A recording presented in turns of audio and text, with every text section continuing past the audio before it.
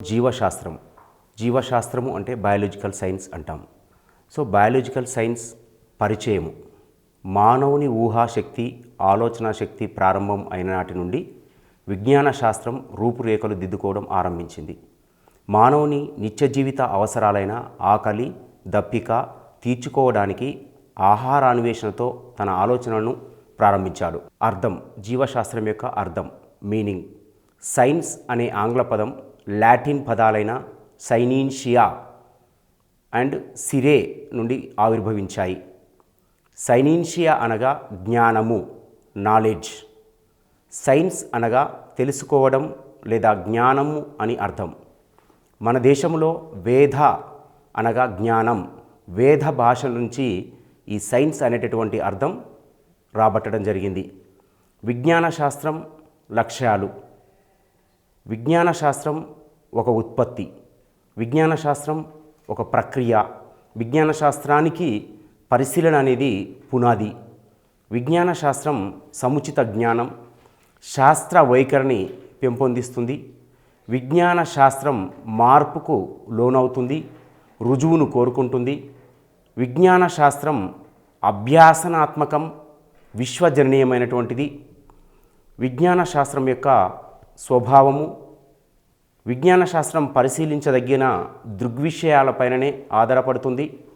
సత్యాన్ని కనుక్కోవడానికి ప్రయత్నిస్తుంది. అయితే అది సాపేక్ష సత్యం గురించి మాత్రమే మాట్లాడుతుంది. సత్యాలను ఆధారం చేసుకొని సంభావ్యతలను వివరించడానికి ప్రయత్నిస్తుంది. జ్ఞానేంద్రియాల పరిధిలో ఉన్న దృగ్విషయాలను దృష్టిలో ఉంచుకొని విశ్వాసానికి అర్థం చెప్పుటకు ప్రయత్నిస్తుంది. విజ్ఞాన శాస్త్రం యొక్క పరిధి, స్కోప్ ఆఫ్ సైన్స్. విజ్ఞాన శాస్త్ర పరిధి చాలా విస్తృతమైనటువంటిది. తత్వశాస్త్రానికి విజ్ఞాన శాస్త్రానికి చాలా దగ్గరి సంబంధం ఉంటుంది. తత్వశాస్త్రము అనేటటువంటిది విజ్ఞాన శాస్త్రానికి అనుసంధానంగా రూపొందించడం జరిగింది. అందుకనే తత్వశాస్త్రానికి విజ్ఞాన శాస్త్రానికి సంబంధం ఉంది అనే విషయాన్ని చూడవచ్చును. విజ్ఞాన శాస్త్ర పరిధి స్థూలంగా ఉంటుంది, భౌతికంగా ఉంటుంది, జీవశాస్త్రాలుగా విభజించబడడం అనేది జరిగింది. భౌతిక శాస్త్రాలు ఆవరణ వ్యవస్థలోని దృగ్విషయాలను, స్వరూప సంభావ్యతలను వివరిస్తుంది. జీవాన్ని గురించి, వాటి లక్షణాలను గురించి జీవశాస్త్రం వివరిస్తుంది. ముఖ్యంగా ఇక్కడ అభ్యర్థులు గమనించాల్సిన విషయం ఏంటంటే జీవశాస్త్రము పరిధి, విజ్ఞాన శాస్త్రము పరిధి అనేటువంటి అంశం మీద ఖచ్చితంగా ప్రశ్న అడగటానికి అవకాశం ఉంది. అంటే విజ్ఞాన శాస్త్రము ఎలా ఉంది అంటే ఇక్కడ విస్తృతమైనటువంటిదా, కుచితమైనటువంటిదా, విశాలమైనటువంటిదా, అన్యు అనేటటువంటి అంశం మీద ప్రశ్నలు రేకెత్తించడానికి అవకాశం ఎక్కువగా ఉంది. ఖచ్చితంగా విజ్ఞాన శాస్త్రం పరిధిని, దాంట్లో ఉన్నటువంటి అంశాలని, భౌతిక రసాయనిక జీవశాస్త్ర అంశాలని చూడాల్సినటువంటి అవసరం ఉంటుంది. నెక్స్ట్ విజ్ఞాన శాస్త్ర విధులు. మానవుని మేధస్సు నిరంతరం తన అవసరాలు తీర్చుకొనుటకు అన్వేషణ కొనసాగిస్తూనే శాస్త్ర సాంకేతికత అభివృద్ధి జరుపుచున్నాడు. విజ్ఞాన శాస్త్రం నేటి ప్రపంచ విజ్ఞాన యుగం, శాస్త్రయుగంగా పిలువబడుతుంది. గత కాలంలో అంటే పూర్వకాలంలో ప్రపంచం మొత్తం కూడా తీసుకుంటే విజ్ఞాన యుగముగా అని పిలుస్తుండేటువంటి వాళ్ళు, కానీ నేటి సమాజం లోపల శాస్త్రముతోని అనేక రకాలైనటువంటి అంశాలు జోడించబడి ఉన్నాయి కాబట్టి శాస్త్రయుగముగా ప్రస్తుతం మనము అవలంబిస్తూ పిలుస్తూ ఉన్నాం. విజ్ఞాన శాస్త్రము జీవిత స్థాయిని పెంపొందిస్తుంది. విజ్ఞాన శాస్త్రం శాస్త్రీయ విధానాలలో శిక్షణతో పాటు సాంస్కృతిక విలువలతో మార్పును తెస్తుంది.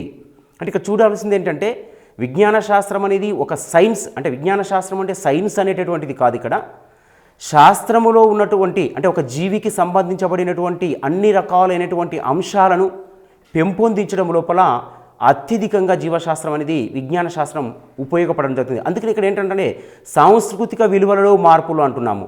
అంటే ఒక ప్రాంతం యొక్క భాష, సంస్కృతి, అక్కడ ఉండేటటువంటి ఆచార వ్యవహారాల కట్టుబాట్ల గురించి కూడా విజ్ఞాన శాస్త్రము విధులుగా తీసుకోవడం జరుగుతుంది, చెప్పడం జరుగుతుంది.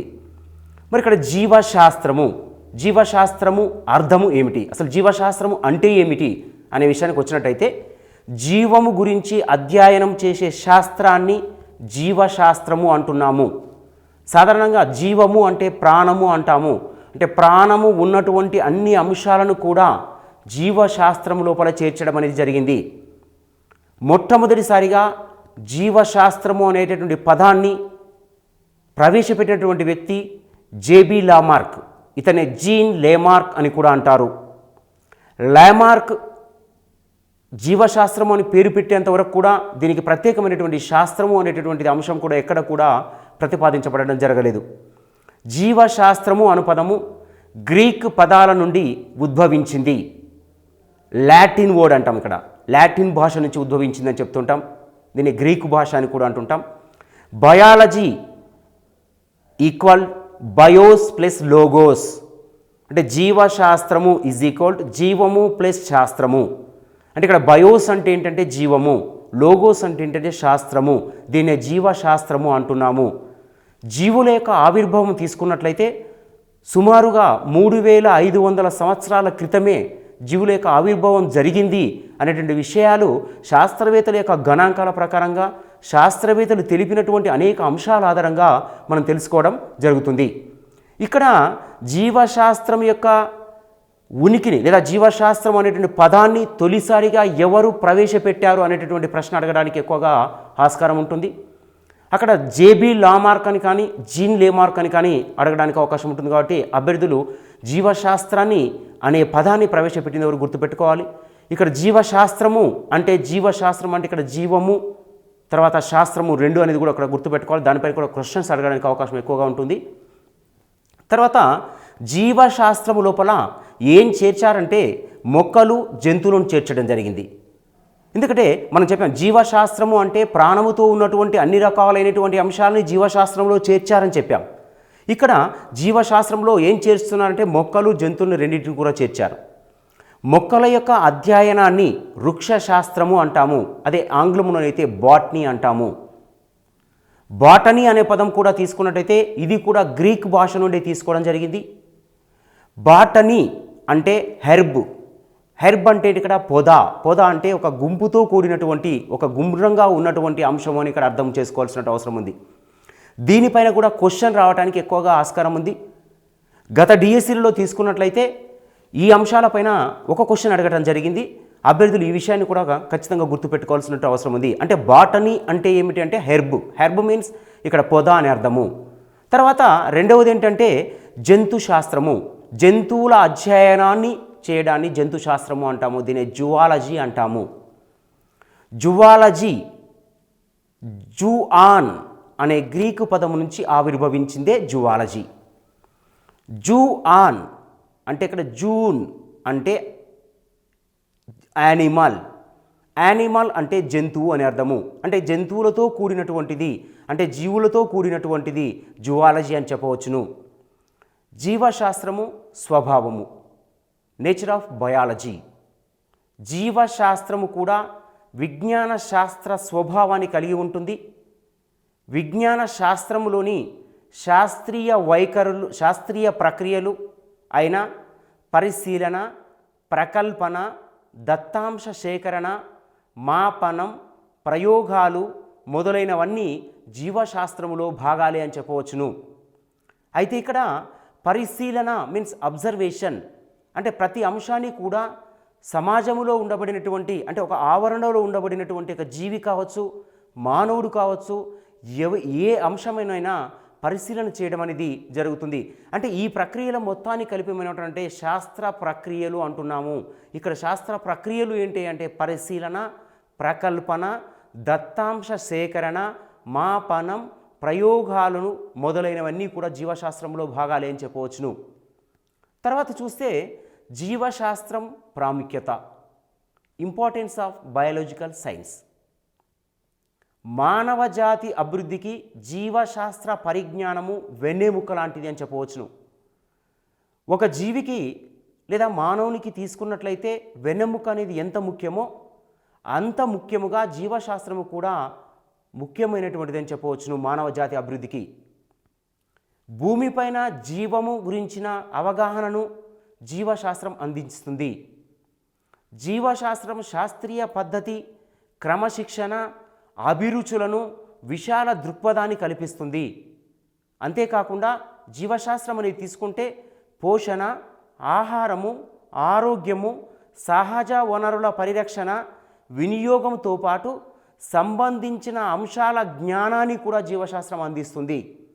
అంటే ఇక్కడ ఇంతకుముందు చూసాం, జీవశాస్త్రం అంటే కేవలం జీవంతో ఉన్నటువంటి అంశాలనే కాకుండా ఒక శాస్త్రీయ పద్ధతిని అందిస్తుంది, ఒక క్రమశిక్షణను అందిస్తుంది, ఒక అభిరుచులను అందిస్తుంది, ఒక విశాలమైనటువంటి దృక్పథాన్ని, ఓపెన్ మైండ్ సిస్టమ్ లోపల దాని యొక్క ఇంపార్టెన్స్ని తెలియచేయడం లోపల ఉపయోగపడుతుంది.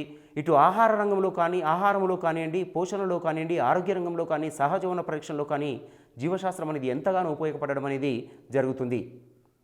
నెక్స్ట్ చూసినట్టయితే జీవశాస్త్రము పరిధి, స్కోప్ ఆఫ్ బయాలజికల్ సైన్స్. చూడండి, ఇక్కడ జీవశాస్త్రం యొక్క పరిధిని మనం ఇంత అని చెప్పలేము. జీవశాస్త్ర పరిధి అనేది విశాలమైనటువంటిది.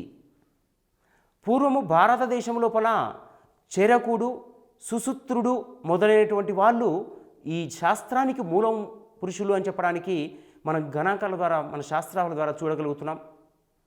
సుసూత్రుడు, చెరకుడు వీరిద్దరూ కూడా భారతదేశం లోపల ఆయుర్వేద రంగం లోపల చాలా గొప్ప కీర్తి గణించినటువంటి వైద్యులు. తర్వాత పూర్వము జీవశాస్త్రము వర్ణాత్మక శాస్త్రముగా పరిగణించబడింది, కానీ ప్రస్తుతము ప్రయోగాత్మక నిర్మాణంగా రూపుదిద్దుకుంటుంది. అంటే పూర్వకాలంలో తీసుకున్నట్లయితే వర్ణాత్మక శాస్త్రము అంటే ఒక వర్గానికి సంబంధించింది, ఒక ప్రాంతానికి ఒక సంబంధించిందిగానే జీవశాస్త్రాన్ని చూడడం జరిగింది. కానీ ప్రస్తుతం తీసుకుంటే ప్రయోగాత్మక నిర్మాణము, అనేక రకాలైనటువంటి ప్రయోగాల లోపల, అనేక రకాల అంశాల లోపల జీవశాస్త్రాన్ని జోడించడం జరిగింది. అందుకనే జీవశాస్త్రం యొక్క పరిధి విశాలమైందని చెప్తుంటున్నాము. ఇక్కడ నిర్మాణానికి అత్యంత కృషి చేసినటువంటి వ్యక్తి ఎవరయ్యా అంటే అరిస్టాటిల్. అరిస్టాటిల్ జీవశాస్త్రం యొక్క విషయాలను, జీవశాస్త్రంలోని అంశాలను గురించి తెలిపాడు. ఎవరు? జీన్ లేమార్క్ కంటే ముందే చెప్పాడు. కానీ ఇక్కడ అరిస్టాటిల్ ఏం చేశాడంటే జీవశాస్త్రము అనేటటువంటి నామకరణ మాత్రం చేయలేదు, కానీ జీవశాస్త్రము అంటే ఈ యొక్క ఆవరణ వ్యవస్థ లోపల వృక్షాలు, జంతువులు, సూక్ష్మజీవులు, ఇతర రకాలైనటువంటి జీవులు అనేవి ఉన్నాయి అనే విషయాన్ని అరిస్టాటిల్ తెలియచేశాడు. అందుకనే జీవశాస్త్రానికి కృషి చేసినటువంటి వారి లోపల ముఖ్యుడు ఎవరు అంటే అరిస్టాటిల్ అని చెప్తాము. అందుకని అరిస్టాటిల్ని జీవశాస్త్ర పితామహుడు అని అంటాం. ఫాదర్ ఆఫ్ బయాలజీ అనిగా అరిస్టాటిల్ని కీర్తించడం జరుగుతుంది. మన చుట్టూ ఉన్న జీవుల స్వభావాల లక్షణాలను అధ్యయనం చేయడమే జీవశాస్త్రం యొక్క ముఖ్య విధి. ఇక్కడ అభ్యర్థులు గమనించాల్సిన విషయం ఏంటంటే జీవశాస్త్ర పితామహుడు ఎవరు అని అడగడానికి ఎక్కువగా అవకాశం ఉంది. ఈ ప్రశ్న కూడా జీవశాస్త్ర పితామహుడు ఎవరు అనేది గుర్తుపెట్టుకోవాలి. జీవశాస్త్రానికి అత్యంతగా కృషి చేసినటువంటి వ్యక్తి ఎవరన్నా కానీ అరిస్టాటిల్ అనే విషయాన్ని కూడా ఇక్కడ గమనించాల్సిన అవసరం ఉంటుంది. తర్వాత జీవశాస్త్రాన్ని ప్రధానంగా 3 శాఖలుగా విభజించడం జరిగింది.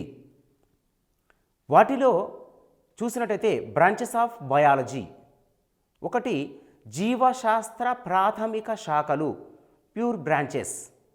2 జీవశాస్త్ర అనువర్తిత శాఖలు, అప్లైడ్ బ్రాంచెస్. 3 జీవశాస్త్ర సంబంధిత శాఖలు, రిలేటెడ్ బ్రాంచెస్. జీవశాస్త్రాన్ని 3 భాగాలుగా వర్గీకరించారు, 3 భాగాలుగా విభజించుకున్నాం. ఇక్కడ ఆ 3 భాగాల్లో ఈ శాఖలు అనేవి చాలా ప్రాముఖ్యతను కలిగి ఉండడం జరిగింది. వీటి ఆధారంగానే జీవశాస్త్రాన్ని విభజన చేసి అనేక భాగాలుగా ప్రస్తుత సమాజం లోపల మనము ఉపయోగించుకోవడం అనేది జరుగుతుంది. మరి ఇక్కడ జీవశాస్త్ర ప్రాథమిక శాఖలు, దీనిలో ముఖ్యమైనది ఒకటి చూడండి. ఒకటి జంతుశాస్త్రము. ఇంతకుముందుకు చెప్పుకున్నాం. జంతుశాస్త్రము అంటే ఏంటంటే జంతువులను గురించి, యానిమల్స్ అని చెప్పాం, జంతువులను గురించి తెలిపేటటువంటి దాన్ని జంతుశాస్త్రము అంటాము. అంటే జంతువుల యొక్క అధ్యయనాన్ని జంతుశాస్త్రము లేదా జువాలజీ అంటాము. రెండవది వృక్షశాస్త్రము.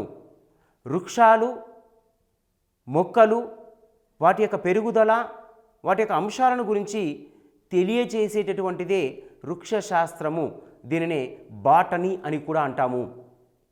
తర్వాత కణజీవశాస్త్రము. కణజీవశాస్త్రము అంటే ఏంటంటే కణ నిర్మాణము, కణజాలాలు, తర్వాత ఆ కణములో ఉండబడినటువంటి అంశాలను గురించి పూర్తి స్థాయిలో తెలియచేసేటటువంటిదే కణజీవశాస్త్రము. తర్వాత నాలుగో అంశం తీసుకున్నట్టయితే స్వరూప శాస్త్రము. స్వరూప శాస్త్రము అంటే ఏంటంటే జీవుల యొక్క బాహ్య స్వరూపము, బాహ్యంగా ఉండబడేటటువంటి నిర్మాణాలు, వాటి యొక్క ఆవశ్యకత, అవి ఎలా పనిచేస్తున్నాయి, ఏ రకంగా ఉంటాయి అనే విషయాన్ని తెలియచేసేటటువంటిదే స్వరూప శాస్త్రము. మరి ఇక్కడ స్వరూప శాస్త్రము కేవలం ఒక జీవి యొక్క బాహ్య స్వరూపాన్ని మాత్రమే తెలుపుతుందనే విషయాన్ని గుర్తుపెట్టుకోవాలి. స్వరూప శాస్త్రం యొక్క ముఖ్యమైన విధి ఏమిటి అంటే జీవుల యొక్క బాహ్య స్వరూపాన్ని తెలుపుతుందనే విషయాన్ని ఇక్కడ గమనించాలి అభ్యర్థులు. తర్వాత శరీర ధర్మ శాస్త్రము. శరీరము అంటే జీవిని మొత్తము కూడా ఉన్నటువంటి భాగము. అంటే శరీర ధర్మశాస్త్రం అంటే జీవుల యొక్క అవయవాల యొక్క విధి, అవయవాల యొక్క పనితీరు, ఆ అవయవాలు పనిచేసేటటువంటి అంశాలను గురించి తెలిపేటటువంటి దానిని శరీర ధర్మశాస్త్రము అంటారు. ఈ శరీర ధర్మశాస్త్రం లోపలనే అన్ని అంశాలు కూడా పొందుపరచడం అనేది జరుగుతుంది. తర్వాత అంతర్నిర్మాణ శాస్త్రము. అంతరభాగము అంటే ఏంటంటే ఇక్కడ జీవి యొక్క లోపల ఉండేటటువంటి భాగము, జీవి యొక్క లోపలి వైపుగా ఉండేటటువంటి అంశాలు, అంటే జీవి యొక్క లోపలి భాగంలో ఉండబడేటటువంటి అవయవాలు, కణాలు, కణజాలాలు, వాటి యొక్క నిర్వహణ, వాటి యొక్క విధి, వాటిలో ఉన్నటువంటి అంశాలన్నింటినీ కూడా తెలిపేటటువంటి దాన్ని అంతర్నిర్మాణ శాస్త్రము అని చెబుతాము. తర్వాత జన్యుశాస్త్రము అనేటటువంటి తీసుకున్నట్టయితే ఇది అనువంశికమైనటువంటి అంశాల గురించి తెలుపుతుంది. జీవుల యొక్క అనువంశిక వైవిధ్యాల గురించి తెలుపుతుంది. మానవునిలో ఉండబడినటువంటి లక్షణాలు, మొక్కలలో ఉండబడిన అనువంశిక లక్షణాలు, జనకతరం, పేరెంటల్ తరం అంటే తల్లిదండ్రుల యొక్క తరము, ఆ తర్వాత పిల్లల యొక్క తరము, వారిలో ఉన్నటువంటి జన్యువుల యొక్క స్వరూపాన్ని గురించి మొత్తం తెలిపేటటువంటి దాన్ని జన్యుశాస్త్రము అంటాము. దీన్ని జెనెటిక్ అని కూడా అనడం జరుగుతుంది. తర్వాత పిండోత్పత్తి శాస్త్రము. పిండోత్పత్తి అంటే ఒక జీవి యొక్క ప్రత్యుత్పత్తి వ్యవస్థ లోపల జరిగేటటువంటి అభివృద్ధి అంశాలన్నింటినీ కూడా తెలిపేదాన్ని పిండోత్పత్తి శాస్త్రము అంటాము. అంటే ఎగ్జాంపుల్గా తీసుకున్నట్లయితే సంయుక్త బీజం ఏర్పాటు నుంచి అంటే స్త్రీ పురుష బీజ కణాల యొక్క కలయిక జరిగి ఏర్పడేటటువంటి దాన్ని సంయుక్త బీజం అంటాము. దీన్ని జైగోట్ అంటాము. జైగోట్ ఏర్పడినప్పటి నుంచి ఆ జైగోట్ అనేది విభజనలు చెంది పిండంగా మారడానికి కలిగేటటువంటి దశలలో మొత్తము అంశాన్ని కూడా తెలిపేటటువంటి దాన్ని పిండోత్పత్తి శాస్త్రము అని చెప్పడం అనేది జరుగుతుంది. ఇది జీవి యొక్క మొత్తము నిర్మాణంలో ఉన్నటువంటి అంశాలను గురించి తెలుపుతుంది. అంతేకాకుండా పిండము లోపల పెరిగేటటువంటి దశలు, వాటి మధ్య ఉన్నటువంటి విషయాలు, వాటిలో ఉన్న అంశాలన్నింటినీ కూడా పిండోత్పత్తి శాస్త్రం తెలియజేస్తుంది. తర్వాతది అంశం ఏంటంటే పరిణామ శాస్త్రము. పరిణామము అంటే మార్పు. పరిణామం అంటే ఇక్కడ గమనించాల్సింది అంటే మార్పు అంటే ఏంటంటే పరిణామ శాస్త్రాన్ని తీసుకున్నట్టయితే జీవి యొక్క పుట్టుక తర్వాత పరిణామము గురించి పరిణామ శాస్త్రం తెలియజేస్తుంది. అంటే జీవి పుట్టుక అంటే ఒక జీవి, అవి మొక్కలు కావచ్చు, జంతువులు కావచ్చు, ఏవైనా కావచ్చు, అవి ఎలా పుట్టాయి, ఏ వాతావరణంలో నివసిస్తున్నాయి, వాటి యొక్క అభివృద్ధి ఎలా ఉంది, వాటి యొక్క జీవనం ఎలా సాగిస్తున్నాయి, జీవన ప్రక్రియల్లో ఉండే అంశాలు ఏంటివి అనేది అంశాలు మొత్తం కూడా తెలిపేటటువంటిది పరిణామ శాస్త్రము. దీనినే జీవ పరిణామం అని కూడా చెప్పడం జరుగుతుంది. తర్వాత పురాజీవ శాస్త్రము.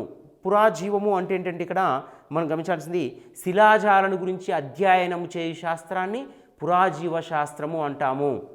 శిలాజాలు అంటే ఏంటంటే ఒకప్పుడు ప్రాణంతో ఉండి ఇప్పుడు కనిపించకుండా ఉన్నటువంటి జీవులన్నిటి కూడా అంటే విలుప్తమైనటువంటి జీవులన్నిటి కూడా పురాజీవ శాస్త్రంలో చేర్చడం జరిగింది. ఉదాహరణకు తీసుకున్నట్లయితే డైనోసార్ యొక్క జీవనం యొక్క రూపాన్ని కానీ, డైనోసార్ యొక్క ఉనికిని కానీ, డైనోసార్ యొక్క లైఫ్ సైకిల్ ఎలా ఉందనే విషయాన్ని ఇప్పుడు మనం ఎక్కడ కూడా చూడలేము. కానీ డైనోసార్ యొక్క శిలాజాలను, దాని యొక్క అవశేష అవయవాలను, వారి యొక్క రూపాన్ని మాత్రమే చూడగలుగుతున్నాం. ఇలాంటి అంశాలన్నింటినీ కూడా తెలిపేటటువంటి దాన్ని పురాజీవ శాస్త్రము అని చెప్పడం అనేది జరుగుతుంది. నెక్స్ట్ వర్గీకరణ శాస్త్రము.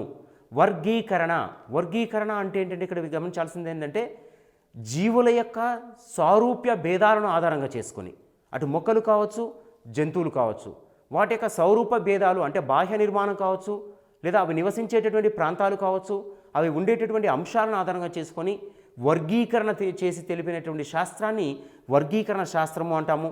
ఇక్కడ ఏంటంటే వర్గీకరణ శాస్త్రం లోపల వృక్షాలు, జంతువులు, తర్వాత నెక్స్ట్ తీసుకున్నట్టయితే వాటి యొక్క లక్షణాలు, వాటి యొక్క ఆవాసాలు, వాటి యొక్క ఆహారపు అలవాట్లు, అవి నివసించేటటువంటి విషయాలు, ఇవన్నీ కూడా వర్గీకరణ శాస్త్రం లోపల చెప్పడం జరుగుతుంది. అందుకే దీన్ని వర్గీకరణ శాస్త్రము అని తెలపడం జరుగుతుంది.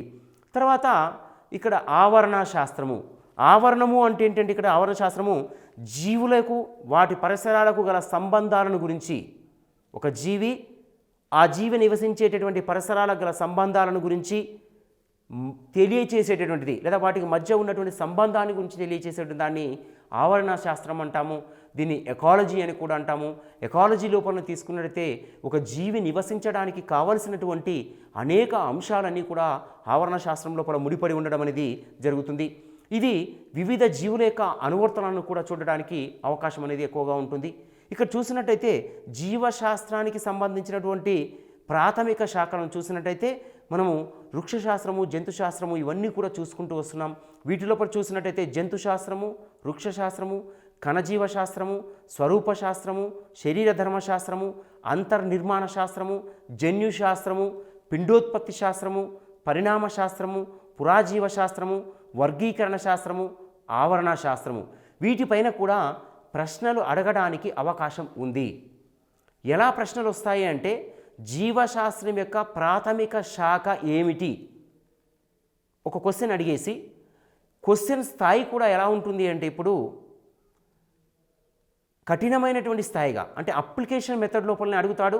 కానీ దాని కింద ఏం చేస్తాడంటే ఏ గ్రూప్, బి గ్రూప్ అని 2 గ్రూపులు ఇచ్చేసి జతపరచుడు తరహా లోపల మనకు క్వశ్చన్ని ఫ్రేమ్ చేసేయడానికి అవకాశం ఎక్కువగా ఉంటుంది. జీవశాస్త్రం యొక్క ప్రాథమిక శాఖలు అని ఇచ్చేసి ఇక్కడ పిండోత్పత్తి శాస్త్రం ఇస్తాడు, పరిణామ శాస్త్రం ఇస్తాడు, పురాజీవ శాస్త్రం ఇస్తాడు, వర్గీకరణ శాస్త్రం ఇస్తాడు. అటువైపు పోతే వైద్య రంగము, వ్యవసాయ రంగము, తర్వాత తీసుకుంటే ఉద్యానవన రంగము అంటాడు. సో దీనిలో ఏవి అనేటువంటిది కింద మనకు ఆప్షన్ ఇచ్చేసి ఏ ఇచ్చేసి దాంట్లో 1, 2, 3 అని, తర్వాత ఇటువైపు తీసుకుంటే 3, 4 అని ఇస్తాడు. అలా ఇచ్చినప్పుడు దాంట్లో మనం పర్ఫెక్ట్గా క్వశ్చన్ యొక్క ఆన్సర్ని వెతకడానికి అవకాశం. అంటే ఆ క్వశ్చన్ అక్కడే ఉంటుంది, ఆ క్వశ్చన్ సంబంధించిన ఆన్సర్ కూడా అక్కడ ఇవ్వడం జరుగుతుంది. కానీ కన్ఫ్యూజ్ కాకుండా అభ్యర్థులు ప్రాథమిక శాఖలు ఏంటి అనేది గుర్తుపెట్టుకోగలిగితే ఈ క్వశ్చన్ ఎలా ఇచ్చినా కానీ దానికి ఆన్సర్ చేయడానికి అవకాశం అనేది ఎక్కువగా ఉంటుంది. ఎగ్జాంపుల్గా తీసుకున్నట్టయితే శిలాజాలను గురించి, అంటే విలుప్తమైనటువంటి జీవుల గురించి తెలిపేటటువంటి శాస్త్ర భాగము ఏమిటి అని అడుగుతాడు, అది పురాజీవ శాస్త్రం అవుతుంది. లేదా జీవుల యొక్క వర్గీకరణ విధానాన్ని తెలిపింది ఏంటి అంటే వర్గీకరణ శాస్త్రం అవుతుంది. లేదు జీవులలో ఉండేటువంటి జైగోటు, అంటే సూక్ష్మ సిద్ధ బీజం, సూక్ష్మ పిండం ఏర్పడినప్పటి నుంచి జరిగేటువంటి విధానాలు ఏ శాస్త్రంలో వస్తాయి అంటే పిండోత్పత్తి శాస్త్రంలో వస్తాయనే విషయాన్ని ఇక్కడ చెప్పగలగాలి. తర్వాత రెండవది జీవశాస్త్ర అనువర్తిత శాఖలు, అప్లైడ్ బ్రాంచెస్. జీవశాస్త్రానికి అనువర్తితము అంటే రెండింటిని కలిపి చూసేటటువంటి శాఖలు. వాటిలో చూసినట్టయితే ఒకటి బయోటెక్నాలజీ. చూడండి, ఇక్కడ బయోటెక్నాలజీ అంటే ఏంటంటే జీవులలోని వివిధ వ్యవస్థలకు జీవక్రియలకు సంబంధించి ప్రత్యేక ప్రయోజనాలను సాధించేటటువంటి శాస్త్రాన్ని లేదా ప్రతి ఒక్క ప్రయోజనాలను తెలిపేటటువంటి శాఖని బయోటెక్నాలజీ అంటున్నాము. అంటే ఇక్కడ జీవుల లోపల ఉన్నటువంటి వ్యవస్థలు కావచ్చు, ఆ ప్రక్రియలు కావచ్చు, వాటిలోంటి అంశాలను గురించి తెలిపేటటువంటిది బయోటెక్నాలజీ. ప్రస్తుత కాలం లోపల బయోటెక్నాలజీ యొక్క ఆవశ్యకత అనేది మనకు సమాజం లోపల ఎంతగానో ఉపయుక్తంగా ఉండడం అనేది జరిగింది. మరి నెక్స్ట్ రెండవది అంశం తీసుకున్నట్టయితే జీవ భౌతిక శాస్త్రము. జీవ భౌతిక శాస్త్రము అంటే ఏంటంటే జీవులలోని భౌతిక ధర్మాలను గురించి, తర్వాత భౌతిక కారక అంశాలను గురించి, వాటి యొక్క ప్రక్రియలను గురించి తెలియచేసేటువంటి దాన్ని జీవ భౌతిక శాస్త్రము అంటాము. ఇక్కడ భౌతికమైన అంశాలు అనగానే గుర్తుపెట్టుకోవాలి. భౌతికము అంటే ఏంటంటే బాహ్యంగా ఉండేటటువంటి అంశాలు, అంటే ఒక జీవి యొక్క వెలుపల కనిపించేటటువంటి అంశాలు, దీన్ని జీవ భౌతిక శాస్త్రము అని అంటాము. తర్వాత జీవ రసాయన శాస్త్రము. అంటే ఇక్కడ ఏం చేస్తున్నారంటే జీవశాస్త్రాన్ని రసాయన శాస్త్రముతో అనుసంధానం చేశారు. ఇలా అనుసంధానం చేయగా ఏర్పడినటువంటి శాస్త్రాన్ని జీవ రసాయన శాస్త్రము అంటున్నారు. అంటే జీవులను యొక్క అంతర్గతంగా ఉండబడేటటువంటి రసాయనిక చర్యలు మరియు వాటిలో జరిగేటటువంటి మార్పులను గురించి తెలిపేటటువంటిదే జీవ రసాయన శాస్త్రంగా చెప్పుకోవచ్చును. జస్ట్ లైక్ ఇట్ ఇదే కెమికల్ చేంజెస్. ఆహార పదార్థాలలో తీసుకున్నప్పుడు ఎగ్జాంపుల్గా తీసుకున్నట్లయితే ఆహార పదార్థాల లోపల తీసుకున్నట్లయితే ఆహారంగా అన్నాన్ని మాత్రమే తీసుకున్నట్లయితే దానిలో కార్బోహైడ్రేట్స్ ఉంటాయి. కార్బన్, హైడ్రోజన్, ఆక్సిజన్ యొక్క సమ్మేళనాలు ఉంటాయి. జస్ట్ లైక్ ఇట్ ఇదే ఎలిమెంట్స్, మూలకాలు. ఈ మూలకాలను ఏమంటాం? రసాయనిక పదార్థాలు అంటున్నాం. ఇలాంటి రసాయనిక పదార్థాలు అనేవి జీవి యొక్క శరీరం లోపల వినియోగించబడి అవి శక్తిని ఉత్పత్తి చేస్తున్నాయి. ఇలా శక్తిని ఉత్పత్తి చేయడానికి ఉపయోగపడేటటువంటి శాస్త్రాన్ని జీవ రసాయన శాస్త్రము అంటున్నాం. అలాంటి విషయాల గురించి తెలిపేటటువంటి దాన్ని. తర్వాత వైరాలజీ. ఇక్కడ వైరాలజీ అంటే గుర్తుపెట్టుకోవాల్సినటువంటి ఏంటంటే వైరాలజీ అనేటువంటి ఏంటంటే వైరస్లను గురించి అధ్యయనం చేయు శాస్త్రాన్ని వైరాలజీ అంటాము. వైరస్లు అనేవి అతి సూక్ష్మమైనటువంటివి. ఈ విషయం తెలిసిన విషయమే. ఇవి కేవలం మైక్రోస్కోప్ ద్వారా మాత్రమే చూడగలుగుతాము వీటిని. కాబట్టి వైరస్ల గురించి అధ్యయనం చేయు శాస్త్రాన్ని వైరాలజీ అంటాం. ఇది కూడా జీవశాస్త్ర అనువర్తిత శాఖల్లో ఒకటిగా చేర్చబడడం అనేది జరిగింది. తర్వాత మైక్రోబయాలజీ. మైక్రోబయాలజీ అంటే ఏంటంటే సూక్ష్మ జీవశాస్త్రము. సూక్ష్మజీవులు వాటి యొక్క అధ్యయనాలను గురించి తెలియచేసేటువంటి శాస్త్రాన్ని సూక్ష్మ జీవశాస్త్రము అని చెప్పడం జరుగుతుంది. తర్వాత ఆస్ట్రానమీ. ఆస్ట్రానమీ అంటే ఖగోళమైనటువంటి విషయాల గురించి తెలియచేసేటువంటి శాస్త్రాన్ని ఆస్ట్రానమీ అంటాము. ఖగోళంలో తీసుకుని చూడండి, నక్షత్రాలు, గ్రహాలు, నక్షత్రాల యొక్క గమనము, నక్షత్ర మండలాలు, నక్షత్ర రాశులు, వాటి యొక్క అవి ఉండేటటువంటి ప్రాంతాలు, వాటిలోని విలువలను గురించి తెలిపేటటువంటిదే ఆస్ట్రానమీ అని చెప్పవచ్చును. అంటే ఆస్ట్రానమీ అనేది ఒక ప్రత్యేకమైనటువంటి ఖగోళ శాస్త్రంగా దీన్ని చేయవచ్చు. ఇక్కడ అభ్యర్థులకు ఒక చిన్న డౌట్ కూడా రావడానికి అవకాశం ఉంది. ఆస్ట్రానమీని జీవశాస్త్రంతో ఎందుకు అనుసంధానం చేశారు, అనువర్తిత శాఖగా చేర్చారనే విషయానికి వస్తే, జీవశాస్త్రము అంటే ఏం చెప్పామంటే మన చుట్టూ ఉన్నటువంటి పర్యావరణం మొత్తము కూడా జీవశాస్త్రంగానే చెప్పబడుతున్నాం. ఈ పర్యావరణంలోనే గ్రహాలు, గ్రహశకలాలు, భూమి, ఆకాశము, వాతావరణము ఇవన్నీ కూడా దీంట్లోనే ఉన్నాయి. కాబట్టి జీవశాస్త్రానికి ఆస్ట్రానమీని తోడు చేయడం అనేది జరిగిందనే విషయాన్ని ఇక్కడ గుర్తుంచుకోవాలి. దీంట్లో ముఖ్యంగా ఇప్పుడున్నటువంటి పరిస్థితుల లోపల ఎక్కువగా ప్రశ్న అడగడానికి అవకాశం ఉన్నటువంటి జీవశాస్త్ర అనువర్తిత శాఖ ఏంటంటే బయోటెక్నాలజీ. బయోటెక్నాలజీ యొక్క ఉపయోగము ప్రస్తుత కాలంలో ఏ విధంగా ఉంది అని కానీ, లేదా బయోటెక్నాలజీ అనేటటువంటి అంశాన్ని ఏ రంగాలలో ఎక్కువగా ఉపయోగిస్తున్నారు అనే అంశాన్ని కానీ ప్రశ్న అడగడానికి ఎక్కువగా అవకాశం ఉంటుంది. కాబట్టి అభ్యర్థులు ఈ శాఖలలో ఉన్నటువంటి అంశాలను కూడా ఖచ్చితంగా చదవాల్సినటువంటి అవసరం ఉంది. తర్వాత జీవశాస్త్ర అనువర్తిత శాఖల్లోనే ఫైలోజెనీ. ఇక చూడండి, ఫైలోజెనీ అంటే ఏంటంటే జీవుల యొక్క వర్గ వికాసము, వాటి యొక్క చరిత్రను గురించి తెలపడాన్ని ఫైలోజెనీ అంటాము.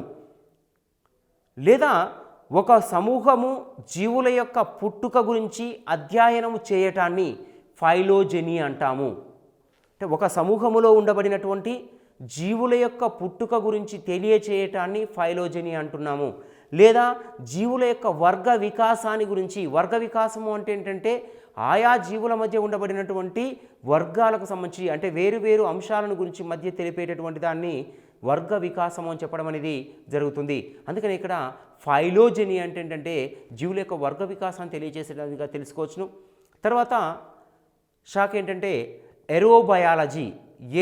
ఏరో అంటే ఎయిర్, ఒకటే గుర్తుపెట్టుకోవాలి అభ్యర్థులు. ఇక్కడ ఏరో మీన్స్ ఎయిర్. ఎయిర్ అంటే గాలి, వాయువు, అంటే వాయు బయాలజీ, వాయు జీవశాస్త్రము. ఏరోబయాలజీ అంటే చూడాల్సిందంటే గాలి ద్వారా వ్యాప్తి చెందేటటువంటి లేదా గాలి ద్వారా ప్రసారం చెందేటటువంటి పుప్పటి రేణువులు కావచ్చు, సిద్ధబీజాలు కావచ్చు, వాటి యొక్క అంశాలు ఏ విధంగా ఉన్నాయి అనే విషయాన్ని తెలపడమే ఏరోబయాలజీ అని చెప్పడం అనేది జరుగుతుంది. తర్వాత వ్యాధి నిరోధక శాస్త్రము. వ్యాధి నిరోధక శాస్త్రము అంటే ఎక్కడంటే వివిధ రకాలైనటువంటి వ్యాధులకు నిర్మూలన కోసం, ఔషధాలను తయారు చేయడం కోసం, వాటి నిర్మాణాలను తెలియచేయడం కోసం రూపొందించబడిన శాస్త్రమే వ్యాధి నిరోధక శాస్త్రము. ఇక్కడ వ్యాధి నిరోధక శాస్త్రంలో ఏంటంటే ఇక చూడాల్సింది ఏంటంటే జీవుల యొక్క అసంక్రమితంగా సంక్రమించేటటువంటి వ్యాధులు. అంటే వివిధ జీవులు అంటే ఇక్కడ సూక్ష్మజీవులు కావచ్చు, లేదంటే కొన్ని కీటకాలు కావచ్చు, లేదంటే కానీ కొన్ని ఇతర సాధారణమైనటువంటి జంతువుల ద్వారా కూడా వ్యాధులు అనేవి వాహకాలుగా వ్యాప్తి చెందడానికి అవకాశం ఉంది. అలాంటి వ్యాధులను గుర్తించి ఆ వ్యాధులకు కావలసినటువంటి మందులను తయారు చేయడంలో, అందించడం లోపల వ్యాధి నిరోధక శాస్త్రం అనేది ఉపయోగపడడం అనేది జరుగుతుంది. తర్వాత మెరైన్ బయాలజీ. మెరైన్ అంటే ఇక్కడ గుర్తుపెట్టుకోవాల్సింది ఒకటే అభ్యర్థులు, మెరైన్ అనగానే ఏంటంటే సముద్రములో నివసించేటటువంటి జీవులను గురించి తెలియజేసేటటువంటి శాస్త్రాన్ని, లేదా సముద్రంలో నివసించే జీవుల అధ్యయనాన్ని గురించి చదివే శాస్త్రాన్ని మెరైన్ బయాలజీ అంటారు. అంటే ఉదాహరణగా తీసుకున్నట్లయితే సముద్రంలో ఉండే జీవులకు ఉదాహరణగా ఎక్కువగా తీసుకున్నట్లయితే అతిపెద్దమైన జీవులను తీసుకుంటే తిమింగలం, డాల్ఫిన్స్, స్కోలియోడాన్ మీన్స్ సొరచేప, అంటే ఎట్సెట్రా ఇలా మొదలైనటువంటి ఈ అంశాలన్నింటినీ కూడా చదివేటటువంటి శాస్త్రాన్ని ఒకటే గుర్తుపెట్టుకో, సముద్ర జీవుల అధ్యయనాన్ని మెరైన్ బయాలజీ అని చెప్పడం అనేది జరుగుతుంది. తర్వాత అణుజీవ శాస్త్రము అంటే ఏంటంటే అణువుల స్థాయిలో జీవుల అధ్యయనం జరిగితే దాన్ని అణుజీవ శాస్త్రము అంటారు. అణువుల స్థాయిలో కానీ అధ్యయనం జరిగితే దాన్ని అణుజీవ శాస్త్రము అని చెప్పడం జరుగుతుంది. తర్వాత రేడియోధార్మిక జీవశాస్త్రము. ఇక్కడ గమనించాల్సింది రేడియోధారిక జీవశాస్త్రము, రేడియోధార్మిక పదార్థాలు అనేటువంటి తీసుకుంటే యురేనియం, థోరియం మొదలైనటువంటి ఇవన్నీ కూడా రేడియోధార్మిక పదార్థాలు. ఈ రేడియోధార్మిక జీవశాస్త్రం అనేది ఏం తెలియజేస్తుంది అంటే జీవులపైన రేడియోధార్మిక పదార్థాల యొక్క ప్రాధాన్యతని రేడియోధార్మిక జీవశాస్త్రం అనేది తెలియజేస్తుంది. ఉదాహరణగా తీసుకున్నట్లయితే రేడియోధార్మిక పదార్థాలైనటువంటి యురేనియం కానివ్వండి, థోరియం కానివ్వండి, ఈ పదార్థాలు అనేవి ఎక్కువ విస్ఫోటనాన్ని కలిగించేటటువంటివి. ఇవి బాంబుల తయారీ లోపల ఇతర రకాలైనటువంటి శక్తులను, అంటే విద్యుత్ శక్తి తయారీలో కూడా ప్రస్తుతం వీటిని మోడిఫై చేస్తూ ఉపయోగించడం జరుగుతుంది. అంటే ఈ విధంగా కూడా జీవశాస్త్రాన్ని చేస్తున్నది. రేడియోధార్మిక జీవశాస్త్రం కూడా ఇది జీవశాస్త్రానికి అనువర్తిక శాఖగానే చెప్పడం అనేది జరుగుతుంది. తర్వాత మూడో అంశం ఏంటంటే జీవశాస్త్ర సంబంధిత శాఖలు, related branches. Biological science related branches. Related branches between the 3 types of the types. ఒకటి ఏంటంటే చూడండి వైద్య శాస్త్రము, రెండవది అగ్రికల్చర్, మూడవది ఉద్యానవనము. ఫస్ట్ చూద్దాం వైద్య శాస్త్రము అంటే ఏంటంటే చూడండి ఇక్కడ వ్యాధి బారిన నుండి లేదా వ్యాధులు కలిగినటువంటి లక్షణాల నుండి సాధారణమైనటువంటి వ్యక్తిగా తయారు చేయటానికి అందించేటటువంటి లేదా తెలియజేసే అంశాలను తెలిపేటటువంటి శాస్త్రాన్ని వైద్య శాస్త్రము అంటాము. అంటే వ్యాధి బారిన పడ్డటువంటి లక్షణాలను తిరిగి ఆరోగ్యవంతుడై మామూలు వ్యక్తిగా కావడం కోసం ఉపయోగపడేటటువంటి శాస్త్రమే జీవశాస్త్రంగా మనం తెలియచేయడానికి అవకాశం అనేది ఎక్కువగా ఉంటుంది. మరి ఇక్కడ జీవశాస్త్రం లోపల ఉన్నటువంటి అంశాలు వైద్యశాస్త్రంలో విషయాన్ని చూసినట్టయితే వైద్యం అనేటటువంటి విషయం తీసుకుంటే ఇప్పుడు అందరికీ కూడా జీవశాస్త్రం లోపల ఉండే వైద్యశాస్త్రం అనేది ప్రతి ఒక్కరికి కూడా ఉపయోగపడుతుంది. ఇటు మొక్కలు కావచ్చు, జంతువులు కావచ్చు, రెండిట్లో కూడా ఎక్కువగా ఉపయోగపడేటువంటిది వైద్యశాస్త్రము. వైద్యశాస్త్రం అనేది లేకుండా ప్రస్తుత కాలం లోపల ఇటు జంతువులకు కానీ మొక్కలకు కానీ ఎలాంటి వ్యాధులు సోకినప్పుడు వాటి నిర్మూలన అనేది చేయడం చాలా కష్టం. అందుకనే వైద్యశాస్త్రం అనేది ప్రస్తుతం ఎక్కువగా అభివృద్ధి చెందించడం అనేది జరిగింది. తర్వాత రెండో అంశం ఏంటంటే జీవశాస్త్ర సంబంధిత శాఖల లోపల అగ్రికల్చర్. అగ్రికల్చర్ అంటే ఏంటంటే వ్యవసాయ రంగము, అంటే వ్యవసాయ రంగాన్ని అగ్రికల్చర్ అంటాము. భారతదేశం తీసుకున్నట్లయితే భారతదేశం అనేది వ్యవసాయకమైనటువంటి దేశం. అందుకనే భారతదేశాన్ని మొత్తం కూడా తీసుకుంటే వ్యవసాయ దేశంగా పిలుస్తాము.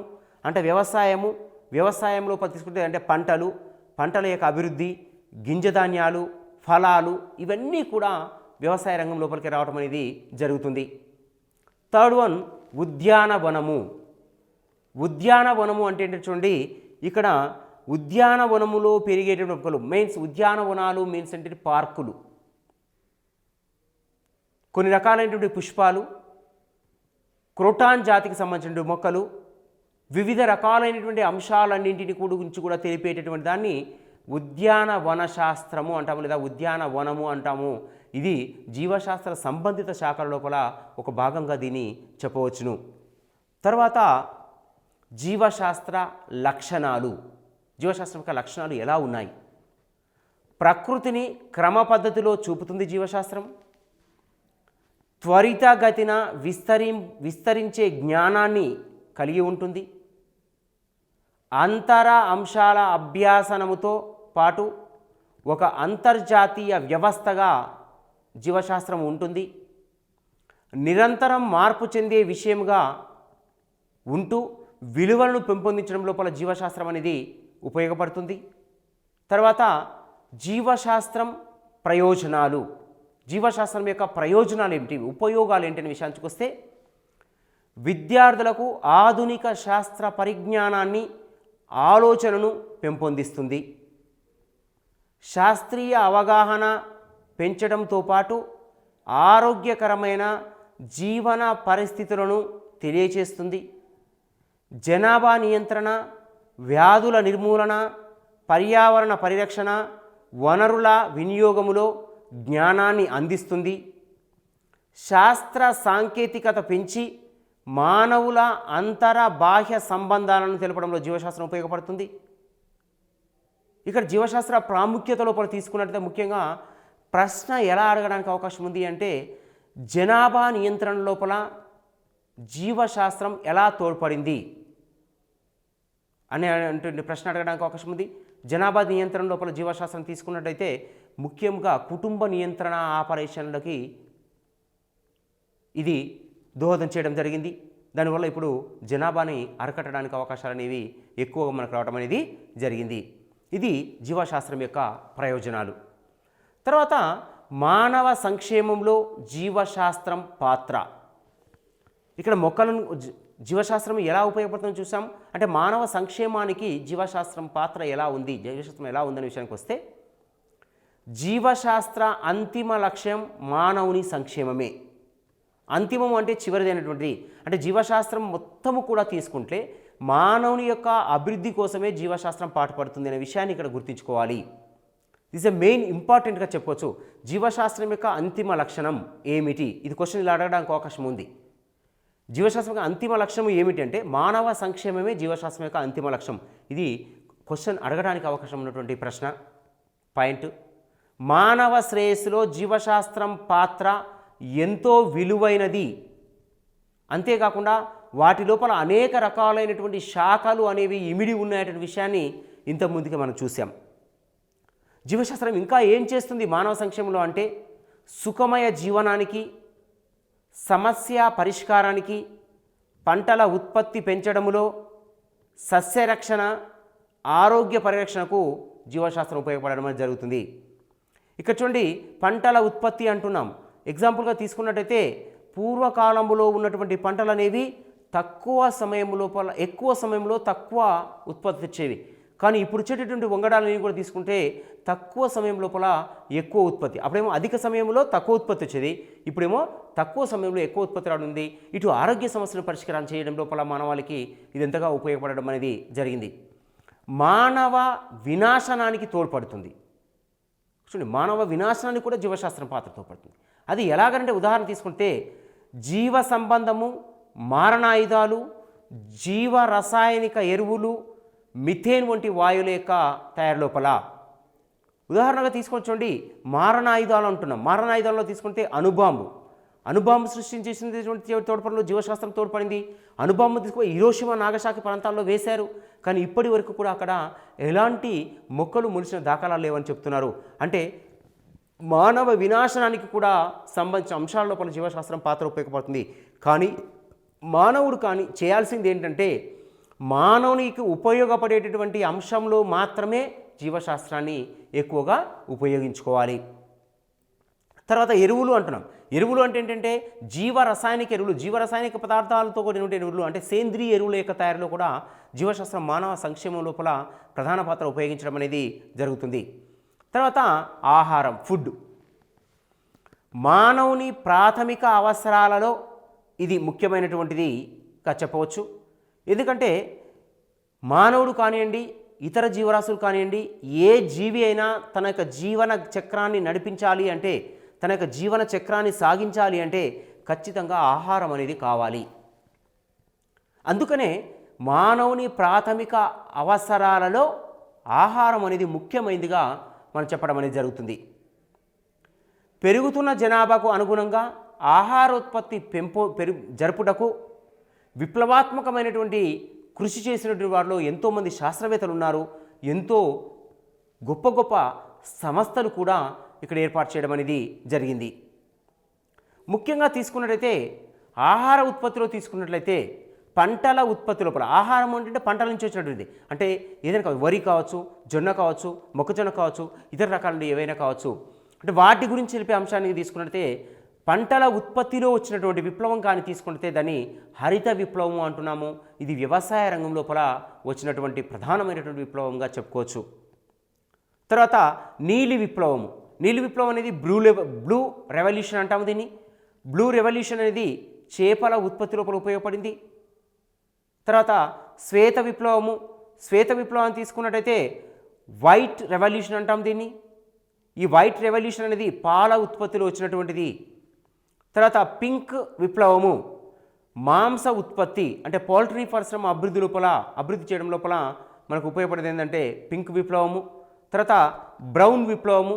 బ్రౌన్ విప్లవము అంటే ఏంటంటే తోళ్ళ ఉత్పత్తి, అంటే తోళ్ళ పరిశ్రమ లోపల ఉపయోగపడేదాన్ని తోళ్ళ ఉత్పత్తి అంటాము. ఇక్కడ అభ్యర్థులు గమనించాల్సింది ఏంటంటే ఇక్కడ ఇచ్చినటువంటి విప్లవాల లోపల ఖచ్చితముగా ఏదో ఒక అంశం పైన ప్రశ్న రావడానికి అవకాశం ఎక్కువగా ఉంటుంది. వ్యవసాయ రంగ ఉత్పత్తుల్లో వచ్చినటువంటి విప్లవము హరిత విప్లవం.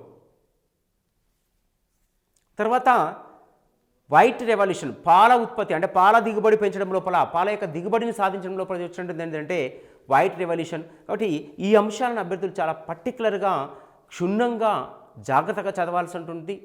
వీటిలో ఉన్నటువంటి అంశాలను గుర్తుపెట్టుకోవాల్సిన అవసరం కూడా ఉంటుంది.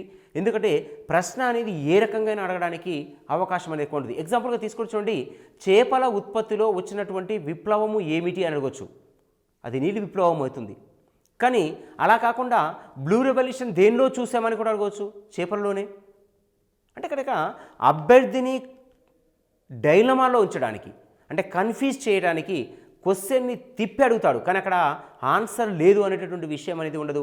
కాబట్టి అభ్యర్థులు ఖచ్చితంగా ప్రతి అంశాన్ని కూడా క్షుణ్ణంగా చదవాల్సినటువంటి అవసరం ఉంటుంది. తర్వాత మేలు రకపు వంగడాలైన వరి గోధుమ పెంపకములో ఇది ఎక్కువగా సహకరించడం అనేది జరిగింది. మేలు రకం అంటున్నాం. మేలు మీన్స్ ఉత్తమమైనటువంటి, అంటే మంచి రకమైనటువంటి వాటిని అందించడం లోపల. తర్వాత హరిత విప్లవ సృష్టికర్త ఎవరయ్యా అంటే నార్మన్ బోర్లాంగ్. ఇతడిని ప్రపంచ హరిత విప్లవ పితామహుడుగా కీర్తిస్తాము. ఎందుకంటే ప్రపంచవ్యాప్తం మొత్తములో కూడా పంటల యొక్క దిగుబడి, పంటల యొక్క లక్షణాలు, పంటల యొక్క జననము, పంటల యొక్క సంకరీకరణాల గురించి చూసినటువంటి వ్యక్తి నార్మన్ బోర్లాంగ్. తర్వాత భారతదేశ హరిత విప్లవానికి సృష్టికర్త ఎవరయ్యా అంటే ఎంఎస్ స్వామినాథన్. ఇతను పూర్తి పేరు కానీ చూసినట్టయితే మనకొంబు సాంబశివన్ స్వామినాథన్. భారతదేశం లోపల ఇతన్ని హరిత విప్లవ పితామహుని కూడా కీర్తిస్తుంటారు. అందుకనే ఇంకా ఈయన అనేక రకాలైన ప్రయోగాలు కూడా చేయడం అనేది జరిగింది. ఫస్ట్ ఆహారం చూసాం, తర్వాత ఆరోగ్య రంగంగా జీవశాస్త్రం ఎలా ఉపయోగపడుతుంది, యాంటీబయాటిక్స్ తయారీలో ఉపయోగపడింది అంటున్నాం.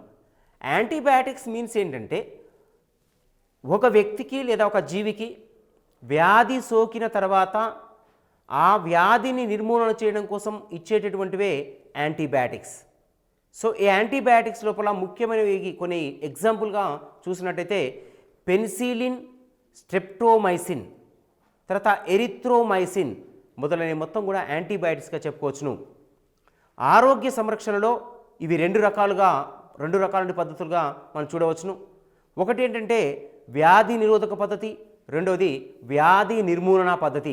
చూడండి, ఇక్కడ వ్యాధి నిరోధక పద్ధతి ఏంటంటే వ్యాధి రాకముందే ఆ వ్యాధి నిర్మూలనకు కావాల్సినటువంటి అంశాలను ముందస్తుగానే తీసుకోవటాన్ని వ్యాధి నిరోధక పద్ధతి అంటాము. తర్వాత రెండవది వ్యాధి నిర్మూలన పద్ధతి ఏంటంటే వ్యాధి వచ్చిన తర్వాత ఆ వ్యాధిని నయం చేయడం కోసం తీసుకునేటటువంటి పదార్థాలనే వ్యాధి నిర్మూలన పద్ధతి కిందగా మనం చెప్పుకోవడం అనేది జరుగుతుంది. తర్వాత జనాభా సమస్యను అదుపులో ఉంచుకుంటూ ప్రభుత్వాలు అనేక సూచనలు చేస్తున్నాయి. జనాభాను తగ్గించాలి, కుటుంబ నియంత్రణను పాటించాలి, జనాభా ఎంత తగ్గితే అంత మంచిది, అందుకనే ఇద్దరు ముద్దు ఒక్కరు హద్దు అంటున్నారు, ఇప్పుడు ఒక్కరే హద్దు అని చెప్తున్నారు. అంటే కుటుంబ నియంత్రణ పాటించాలి, జనాభా సమస్యను తగ్గించాలనే విషయాన్ని చెబుతున్నారు.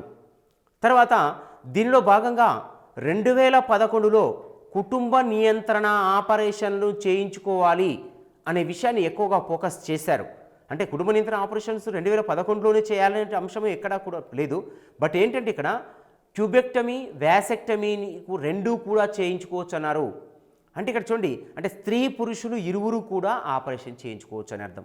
అదే ఎగ్జాంపుల్గా తీసుకున్నట్లయితే స్త్రీలో మాత్రమే జరిగితే దాన్ని ట్యూబెక్టమీ అంటాము, పురుషులతో వ్యాసెక్టమీ అంటాము. అంటే పురుషులు కూడా ఈ యొక్క కుటుంబ నియంత్రణ లోపల పాల్గొనడానికి ఆపరేషన్స్ చేయించుకోవచ్చు అనేటువంటి విధానాన్ని ప్రవేశపెట్టారు. తర్వాత జీవశాస్త్రము పరిజ్ఞానములో భాగమే అని చెప్పవచ్చును. జనాభాను అదుపు చేయడం లోపల, ప్రజ్ఞానం లోపల ఇది ముఖ్యమైన భాగంగానే చెప్పవచ్చు. తర్వాత పారిశ్రామిక రంగం. ఇక్కడ చూడండి, అందరికీ అభ్యర్థులకు చాలా వరకు కలిగేటువంటి డౌట్ ఏంటంటే జీవశాస్త్రము పారిశ్రామిక రంగంతో సంబంధం ఏమిటి అనుకుంటున్నారు. కానీ ఇక్కడ కాదు, జీవశాస్త్రము పరిశ్రమలతోని అనేక రకాల సంబంధాలను కలిగి ఉంది. జీవశాస్త్ర సాంకేతిక పరిజ్ఞానములో అనేక పారిశ్రామిక వ్యవస్థలు అభివృద్ధి చెందాయి. వాటిలో ఒకటి ఆరోగ్య పరిరక్షణకు, అంటే మందుల తయారీకి సంబంధించిన పరిశ్రమలను ఏర్పాటు చేయడం లోపల పారిశ్రామిక రంగం ఉపయోగపడింది. తర్వాత పాల కోసం, అంటే పాడి పరిశ్రమ ఏర్పాటు చేసాం, పాల కోసం డైరీ ఫార్మ్స్. తర్వాత మాంసం కోసం ఏర్పాటు చేసినటువంటి పౌల్ట్రీ పరిశ్రమలు, ఇవి పౌల్ట్రీ పరిశ్రమలు ఎక్కువగా మాంసం కోసం ఏర్పాటు చేయడం జరిగింది. అంటే ఇది ఒక కుటీర పరిశ్రమగా చేసుకోవచ్చును. తర్వాత ఆర్థిక రంగం, జీవశాస్త్రం వలన తలసరి ఆదాయం పెరగడం, నికర జాతీయోత్పత్తి అంటే ఎన్ఎన్పి, తర్వాత ఆ పైన స్థూల జాతీయోత్పత్తి జిఎన్పి పెరగడం అనేది జరుగుతుంది. ఎప్పుడైతే జీవశాస్త్రము యొక్క పంటల దిగుబడి ఎక్కువగా ఉంటుందో అప్పుడు ఆర్థిక రంగం కూడా బాగానే ఉంటుందనే విషయాన్ని మనం చెప్పవచ్చును. తర్వాత కాలుష్య నివారణలో జీవశాస్త్రం, అంటే కాలుష్య నివారణ అని చెప్తున్నాం. క్లోరోఫ్లోరోకార్బన్స్ చూడండి, సాధారణంగా ప్రతి ఒక్కరికి కూడా తెలిసిన విషయమే.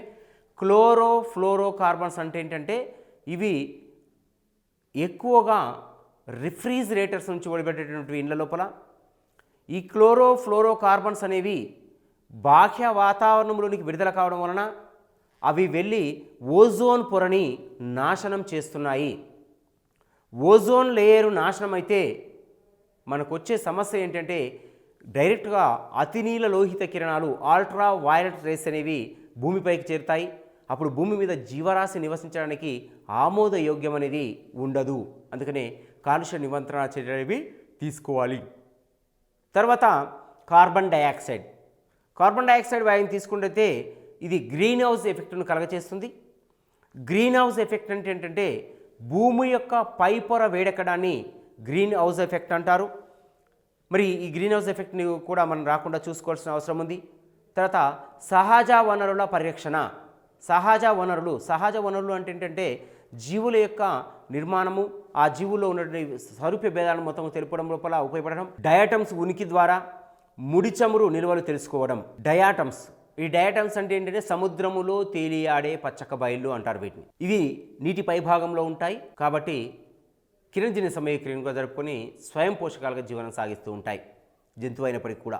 నెక్స్ట్ తర్వాత తీసుకుంటే జీవశాస్త్ర నూతన పరిశోధనలు.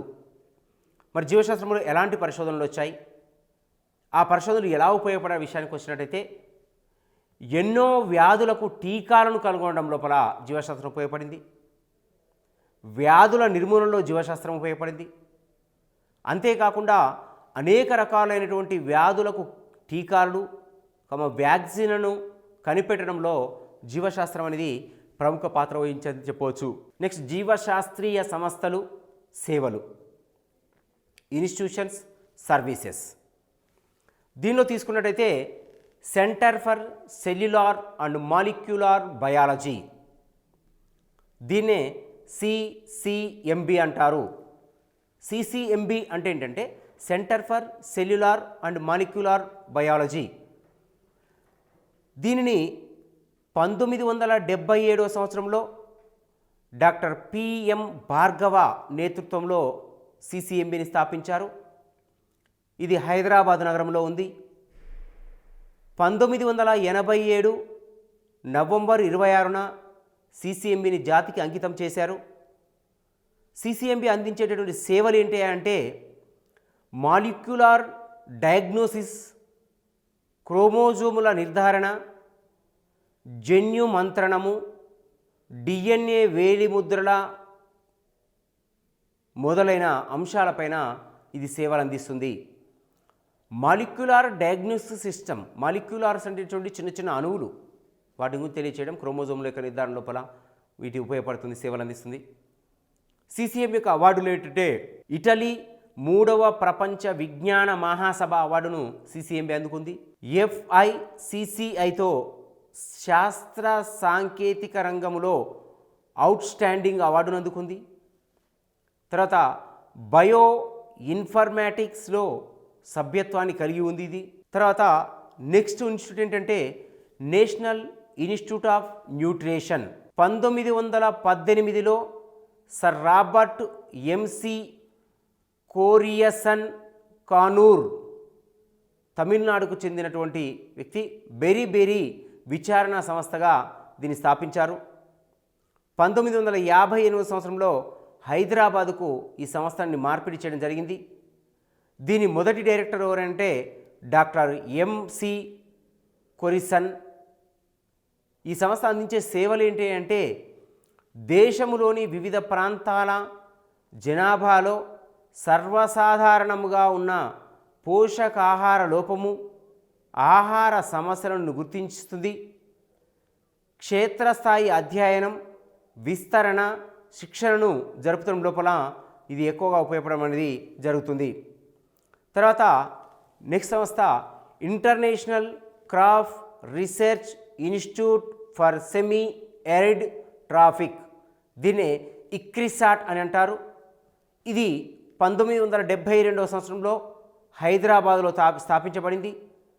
అప్పటి నుంచి ఇప్పటి వరకు కూడా ఇక్రిసాట్ లోపల ఉష్ణ మండలంలో పెరిగేటటువంటి మొక్కలకు సంబంధించినటువంటి అంశాలపైన అధ్యయనాలు చేయడం జరిగింది. కొత్త వంగడాలను కూడా కనిపెట్టడం జరిగింది. ప్రపంచ జనాభాకు సరిపడే ఆహార ధాన్యాల ఉత్పత్తి సాధించడమే లక్ష్యంతో ఇక్రిసాట్ని ఏర్పాటు చేయడం జరిగింది.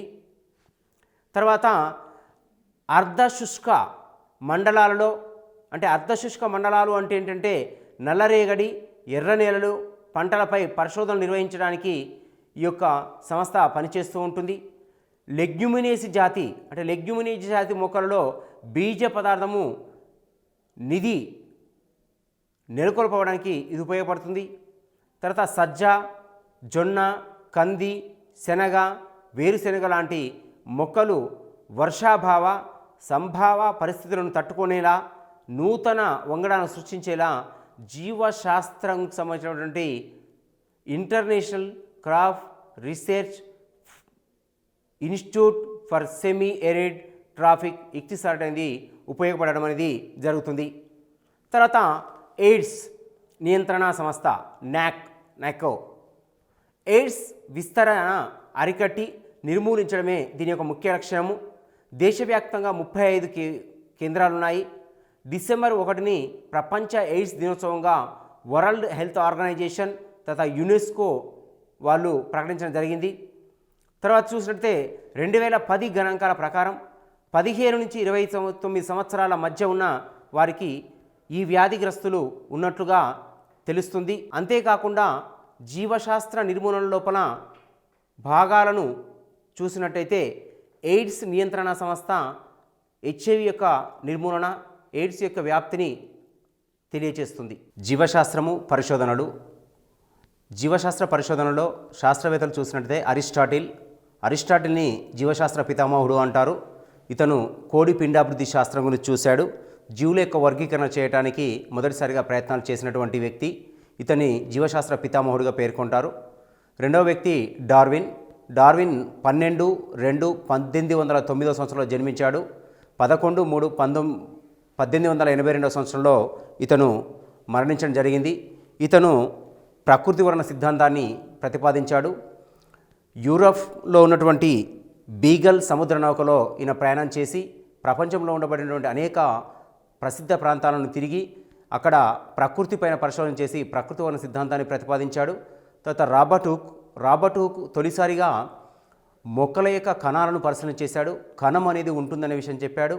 మొక్క యొక్క బెరడులోని ఉన్నటువంటి కణజాలాన్ని చూసి బెరడులో ఉన్న తేనెపట్టు లాంటి నిర్మాణాలు ఉంటాయి, ఇవే కణం అనే విషయాన్ని రాబర్ట్ హుక్ చెప్పడం జరిగింది. ఇతను 1635 తర్వాత 1703కు మధ్య సంబంధించినటువంటి వ్యక్తి. శిలాజాలపైన కూడా అధ్యయనము చేశాడు. తర్వాత లూయి ప్యాచర్ 1822 సంవత్సరంలో జన్మించాడు. 1890 సంవత్సరంలో ఇతను మరణించడం జరిగింది.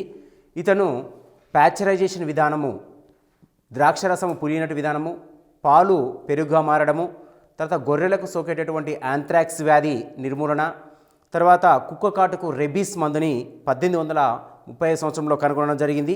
ఇతను వైద్య రంగంలో ఉన్నాడు. ఇతని మైక్రోబయాలజీ పితామహునిగా చెప్పవచ్చును.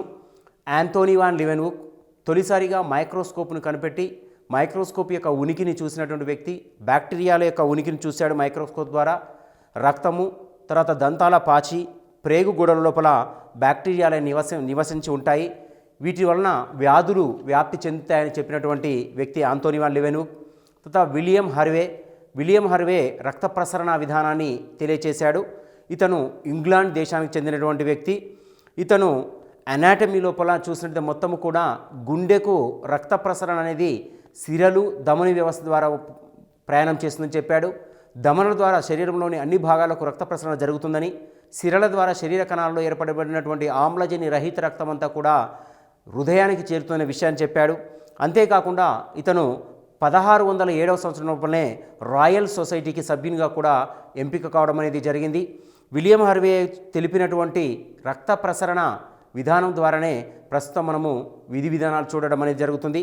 తర్వాత ఎంఎస్ స్వామినాథన్ని చూసినట్టయితే ఇతను మనకు అనేక రకాలైన వంగడాలను సృష్టించడం లోపల ఉపయోగపడినటువంటి వ్యక్తి. ఇతను 7/8/1985 సంవత్సరం లోపల తమిళనాడు రాష్ట్రంలో ఉండబడినటువంటి కుంభకోణంలో జన్మించాడు. ఇతని పూర్తి పేరు మనకొంబు సాంబశివన్ స్వామినాథన్. ఇతను మొక్కలపైన పరిశోధన చేసి వరి వంగడాలను ఉత్పత్తి చేశాడు. భారతదేశం లోపల జనాభాకు కావాల్సినటువంటి ఆహార పదార్థాలను తయారు చేయడం లోపల ఇతను తీసుకున్నటువంటి చర్యలు ఇప్పుడు మనకు అందుబాటులోకి వచ్చాయి. ఇతనుని భారతదేశ హరిత విప్లవ పితామహునిగా వర్ణిస్తుంటాము. ఇతనికి అనేక రకాలైనటువంటి అవార్డులు పురస్కారాలు కూడా రావడం జరిగింది. 1967 సంవత్సరం లోపల పద్మశ్రీ అవార్డు అందుకున్నాడు. తర్వాత 1972లో పద్మవిభూషణ్, 1971 లోపల రామన్ మెగాసే అవార్డును కూడా అందుకున్నాడు. ఈయన చేసినటువంటి సేవలకు గాను అనేక రకాల సంస్థలు కూడా అవార్డులను అందచేయడం అనేది జరిగింది. తర్వాత వీళ్ళే కాకుండా జీవశాస్త్రం లోపల సేవలు అందించినటువంటి శాస్త్రవేత్తలో తీసుకుంటే ఆచార్య బీర్బల్ సహాని ఖండాల కదలికల సిద్ధాంతాన్ని గురించి తెలియజేశారు. తర్వాత డాక్టర్ ఎల్లాప్రగడ సుబ్బారావు ఇతను ఆంధ్రప్రదేశ్ రాష్ట్రంలోని పశ్చిమ గోదావరి జిల్లాకు చెందినటువంటి వ్యక్తి. ఇతను అనేక రకాలైనటువంటి వ్యాధులకు కావలసినటువంటి యాంటీబయాటిక్ మందులని తయారు చేయడం జరిగింది. అందుకని ఇతన్ని అద్భుత ఔషధ సృష్టికి మంత్రగాడు అని తెలియచేయడం అనేది జరుగుతుంది.